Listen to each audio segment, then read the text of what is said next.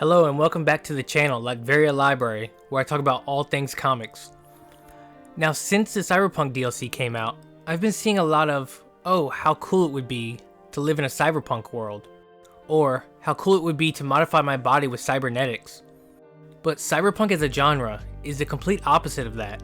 It's a cruel, brutal world, where everything is controlled by corporations and the mega wealthy. How all of us are just slaves to the tech they have created. Like a drug we can't live without, which makes us desperate to have it, and would do anything to obtain it. It's more of a warning that we as a society are headed down this path, and today's story, by two of my favorite creators, is a perfect example of this and more. So don't forget to like, subscribe, and share if you enjoy the content. I'm so close to hitting 500, and with that I get partial monetization. Now, let's get into Rick Remender and Sean Murphy's Warning to the Future. Tokyo Ghost. Los Angeles, 2089, a city where tech has become more of a drug commonly referred to as juice, which injects all type of media, from TV shows, movies, video games, you name it, directly into the brain. But not just media. Any emotion you want to feel can be injected like heroin. And just like heroin, it's highly addictive. Most have spent their entire life savings on it, which has made people poor and desperate. So most have turned to gangs or cannibal tribes to find their next fix. Thankfully, the Flat Corporation, who have created most of this tech, have their juiced up constables to keep the mega wealthy safe. Bones and muscles modified, these monsters strike fear into the streets of Los Angeles, but also double as some of the best entertainment the city has to offer. One of these juiced up monsters was feared above all others, Lead Dent. But this story more so follows his partner and girlfriend, Debbie Decay, the only person in this city that isn't addicted to tech, and has never even used it. This is mostly due to her mother's strong tech addiction. She watched as her father, the last tech-free cop in the city, weep every night as the love of his life slowly sunk deeper and deeper into the net, until the woman he loved was unrecognizable. Debbie had sworn that she would never end up in the same situation. But things weren't all bad. To escape the sadness at home, her father would take her to Silver Lake Shore to talk and watch the sunrise. And in those moments, he would instill the importance of living in reality. Even if it was hard at times, it was always better than retreating into the cyber forgery. She never did forget those lessons he taught. It was her way of keeping him close even after his murder. So she never stopped playing outside and never went online. But after a while, it got lonely, until the day she ran into her then neighbor, Teddy. Like everybody else, Teddy's parents had completely retreated into cyberspace. They were permanently checked out of reality, and the boy wasn't far behind. So Debbie had taught him all the same values and lessons her father did to her, and from that day on, the two were inseparable. They were all each other had, but that was really all they needed. The two had found a new family with each other, and even moved into an old abandoned greenhouse together. As time passed, the two best friends grew up, fell in love, and shared their first kiss. But things weren't always like this. Outside the greenhouse, there were dangers all around them. Tech heads, emo dealers, body pirates, and cannibals. It was a risk they took every time they walked out their door, as most did. But Teddy was small and not a very good fighter, so he was an easy target. Eventually, the constant dangers and the older kids bullying him in front of his girlfriend became tiresome. The constant embarrassment began to anger him more and more every day, until the day he was nearly beaten to death by a group of kids referred to as fame bangers. They would make money from videotaping scripted reality, and today they decided Teddy would be their newest episode. But what made it even worse was that he was saved by his girlfriend. It was like shining a bright light on his weakness. Eventually, the video was uploaded for the world to see, and became the second most watched video that year. Teddy couldn't take it anymore. He was finally at his breaking point. That's when he enrolled in the Constable program. They injected him with nanotech and reconstructed his whole body, never telling Debbie because she would just try to stop him. Her father had told her what the nanobots do to a person's body, but he did leave her a note that read, "I will protect you." His first day on the job, he hunted down the brat that made the video and nearly beat them to a point of death. Then, as time went on, he became the most feared constable in all of the city, becoming more and more addicted to tech. The vulnerable little boy Debbie had fallen in love with was completely gone, and what was left was lead dent. She blamed herself for it all, and tried her best over the years to bring Teddy back, but unfortunately, she had ended up in an exact situation she promised herself she never would, just like her father. But maybe she had finally found a way out. Debbie had made a deal with Flack, take down Davy Trauma, and the both of them would be set free. After that, she would help Led detox from the nanotech, and maybe move to a new city. Rumor had it, Tokyo was a tech-free paradise. She just had been alone for so long now, doing her best to try and keep the love of her life from completely being lost forever. But was it really for him? Or because she had developed a codependency ever since her father died? From the way it looks from the outside looking in, Teddy, or Led, doesn't want to unplug. He likes being lost in his addiction. And Debbie had developed a need to feel needed by others. It's why she became a constable, why she has been with Led all this time, afraid of what he might become if she wasn't there. But also, at the same time, I can't blame Debbie. Led's the only person she has in this world, even if he is basically a vegetable. Regardless, this won't be easy. There is a reason for Flack agreeing to her terms. Davy Trauma is a psychopathic narcissist who treats life as a video game, hacking and controlling anyone with a nanopack in them, which is most, using them just to cause chaos and death. So every time the constables get even close to one of his men, Davy makes them end themselves, instantly.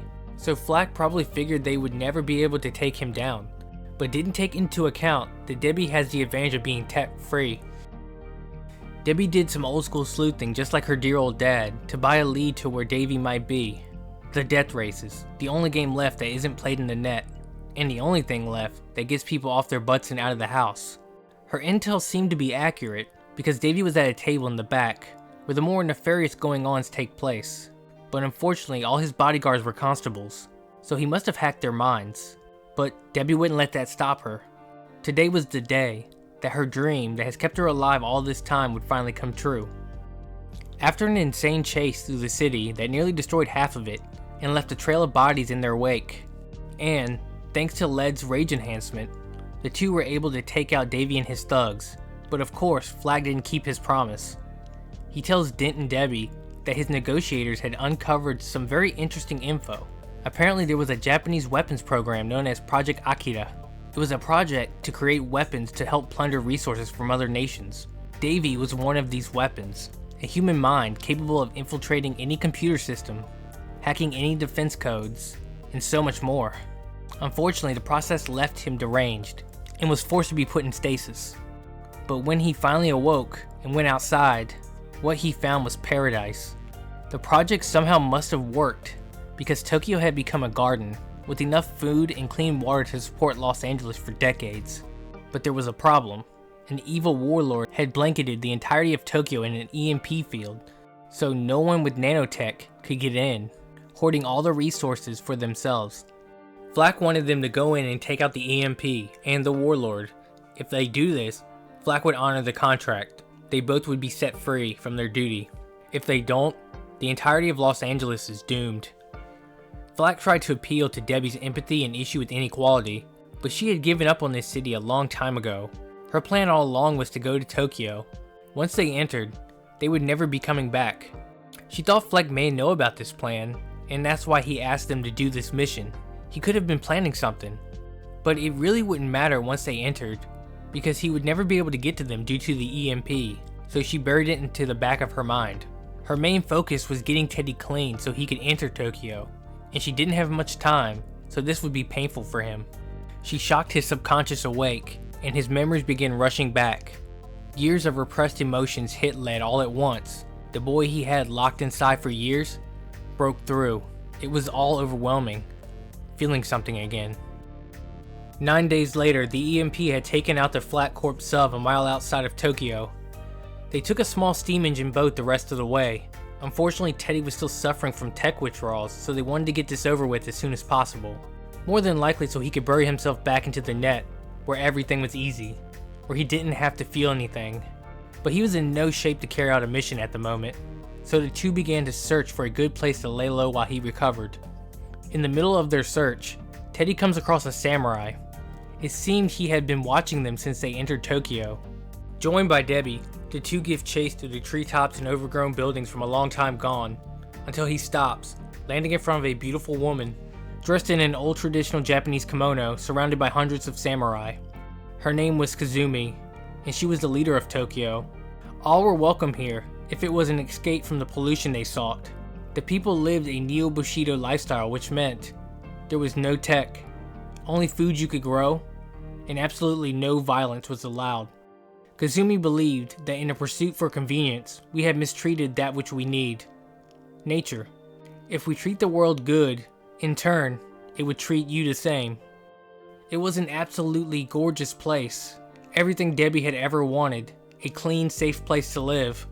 And the kindness they all have shown her since she had been here was shocking. Even after knowing her purpose, they even healed her wounds. She didn't realize people like that existed anymore.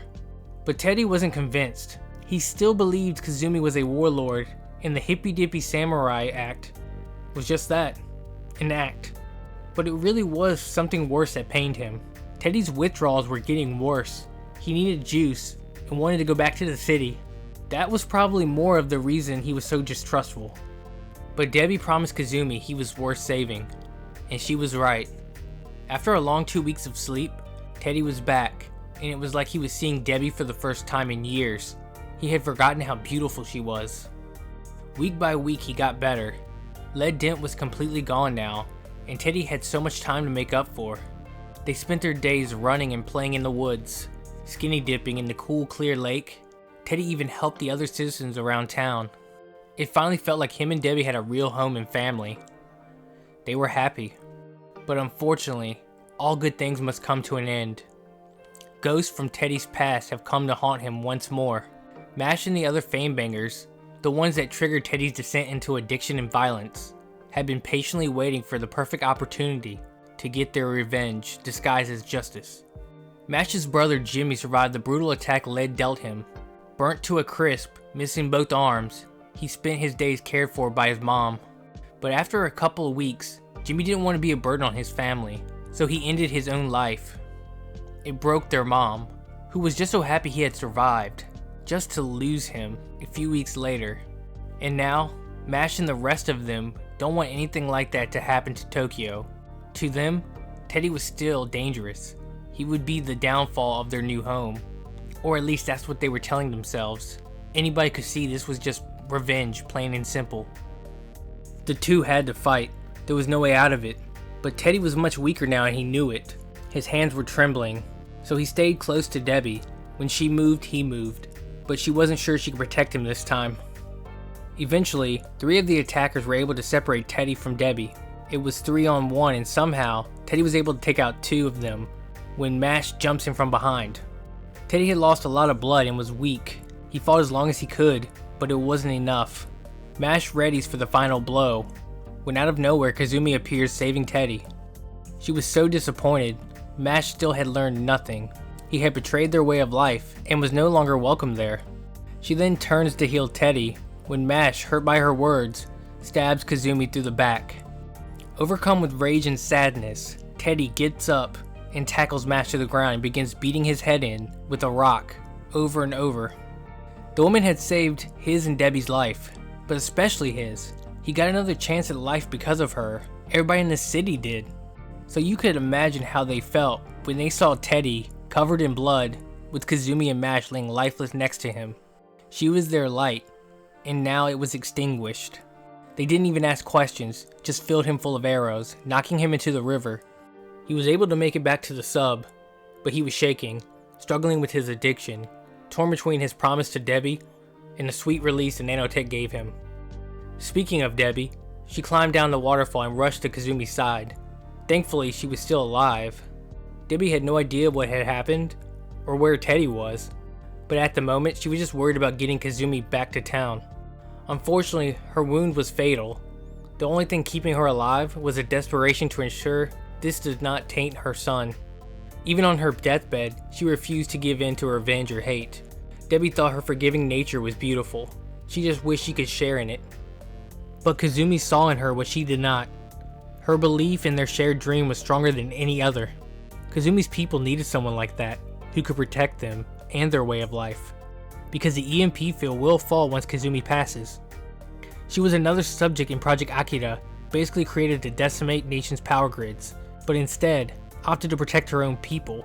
Kazumi was powering the EMP field around Tokyo, and once she was gone, it was gone. She handed Debbie her sword and told her to lead them, protect them, build a new tech-free home for everybody. But Kazumi's husband wasn't hearing it. He believed it was delusions brought on by her fever. After all, it was Debbie's man who killed his wife. Suddenly, one of the city guards comes riding up, screaming about an attack. Debbie knew the rest before the guard could even finish. Teddy was dead for good this time.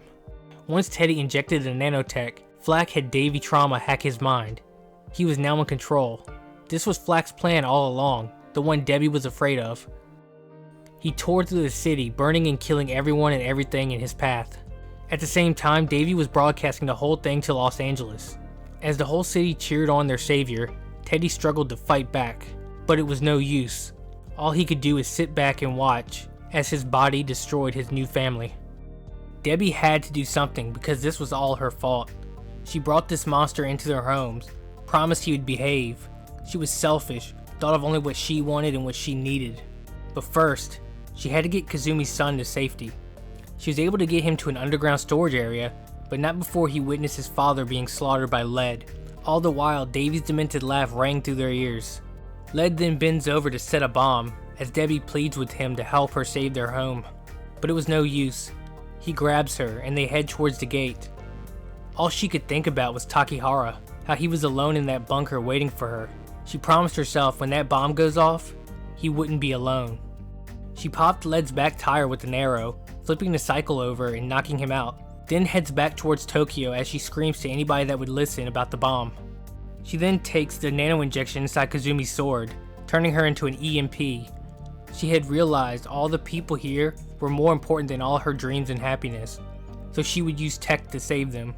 At that same moment, Lead breaks free from Davy's grasp and runs back towards Tokyo, where the love of his life was. But he was too late.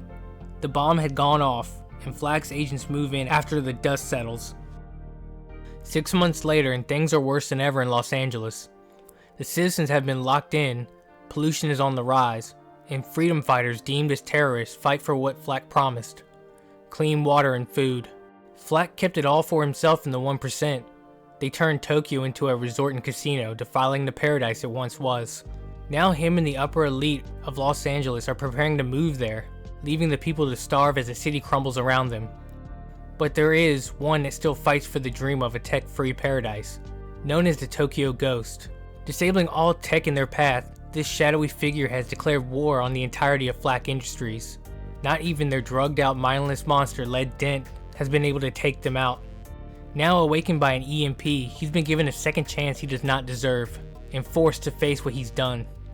The Tokyo Ghost will be finishing this war in 2 days. If they find Lead back online and helping them, he will get the death he deserves. But he just couldn't resist that sweet release of an emo pack. He never has to feel another negative emotion, never has to face up to what he's done. Ignoring the Ghost's warnings, he then heads to the boat leaving for Tokyo. Inside was a mini Tokyo filled with all sorts of debauchery, created for all those that deserve to live in Flack's eyes. Lead falls in behind Flack and Davy as the two were discussing the Tokyo Ghost.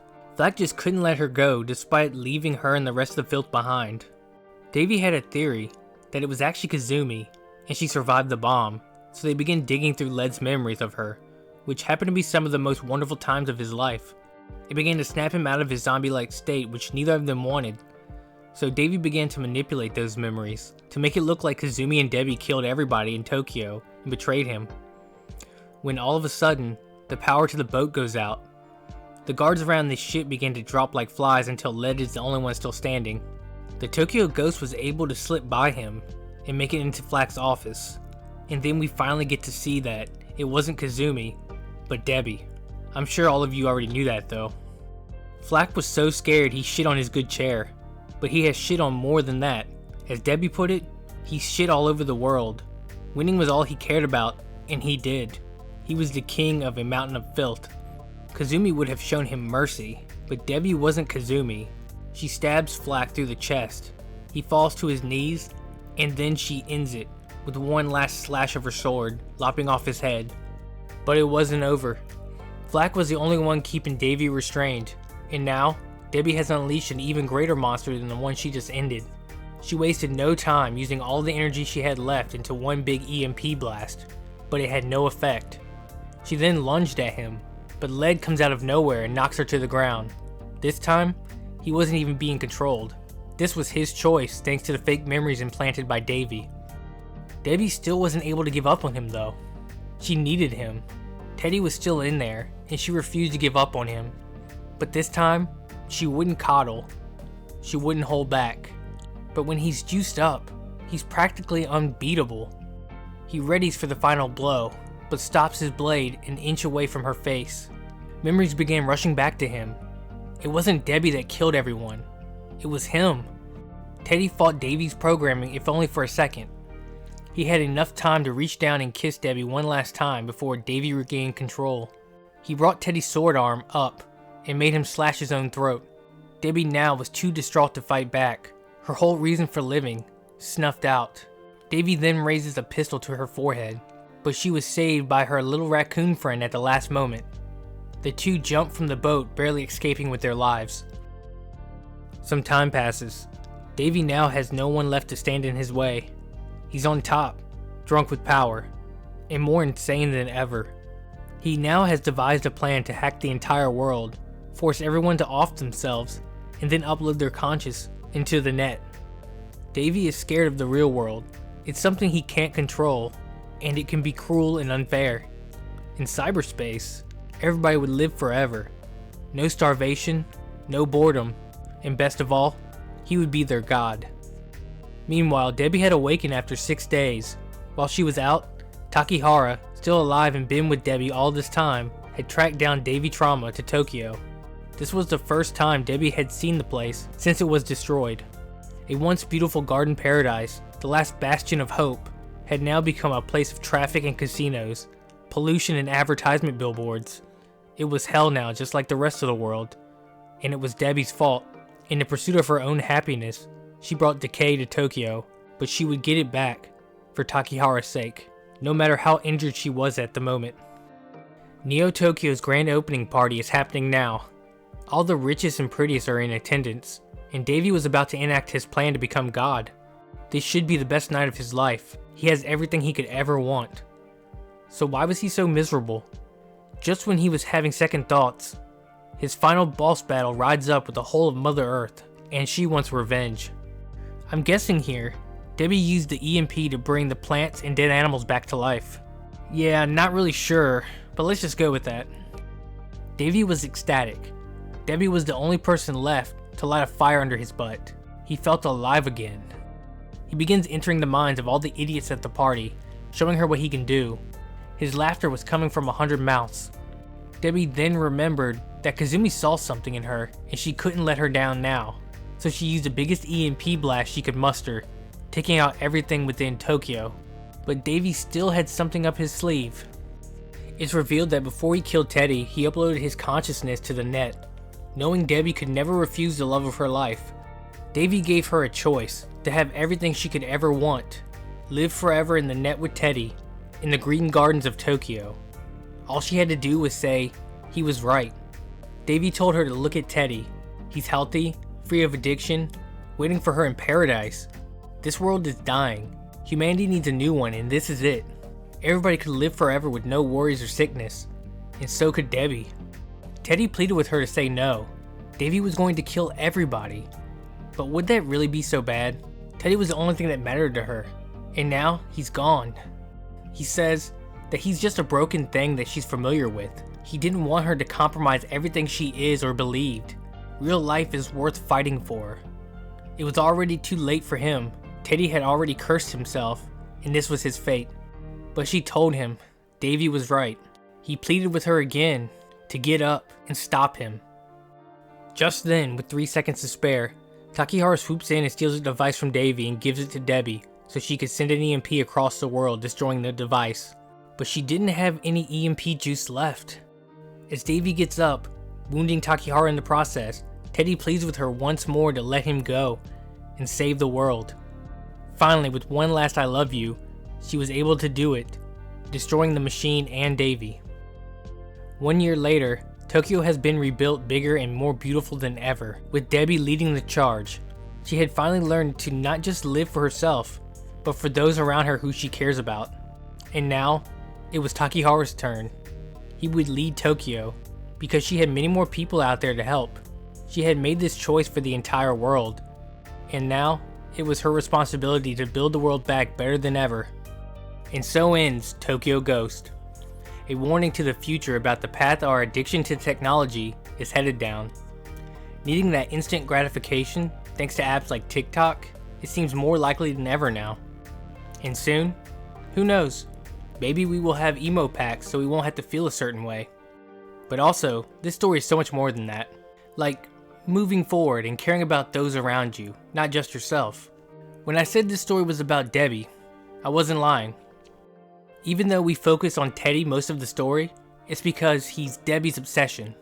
Fixing him is all she thinks about, but not for his benefit, for hers. It's her selfish need to feel needed, and Teddy from the start was the ultimate charity case. Finally, by the end, she learned that she isn't the only person in the world, and really listening to those around her in a healthy way would eventually bring her the happiness she desperately wanted, or at least that's my interpretation. It's a truly wonderful story with a lot to say. I hope you all will pick it up and read it for yourselves. Don't forget to like, subscribe, and share if you enjoyed the video, and don't forget to take care of the planet and each other.